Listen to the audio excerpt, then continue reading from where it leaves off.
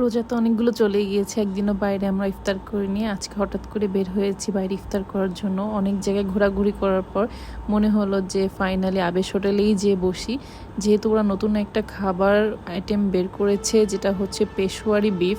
আর এটা সবসময় পছন্দের খাবার আমার, হান্ডি বিফ। আর নিয়েছিলাম হচ্ছে ফালুদা, আর ফালুদাটা হচ্ছে 150 টাকা, আর হান্ডি বিফটা হচ্ছে 250 টাকা। আর পেশোয়ারি যেটা সেটা হচ্ছে 260 টাকা। পেশোয়ারিটা হচ্ছে মশলা নেই কোনো, মানে বিফের তেলের উপরে বিফটা রান্না করা হয়।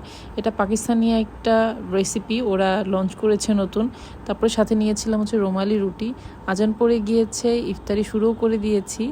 অনেক রাশ ছিল, অনেক ভিড় ছিল, তার ভেতরেও খুব কষ্ট করে জায়গা পেয়ে ইফতারটা সেরে নিচ্ছি। তবে বিফটা অনেক মজা ছিল, যেহেতু এটা মশলা ছিল না কোনো, জাস্ট বিফের একটা একটা স্মেল ছিল। আমার হাজব্যান্ড খেয়েও খুব পছন্দ করেছে, মানে খুব ভালো লেগেছে আমাদের দুজনেরই। তারপরে লাস্টে যেহেতু আবেশে গিয়েছি, চা তো খেতেই হবে। ইফতারি করে চা খেয়ে আমাদের ইফতারটা এখানেই শেষ করলাম। ভালো থাকবেন সবাই, দেখাবে অন্য কোনো ভিডিওতে। আসসালামু আলাইকুম।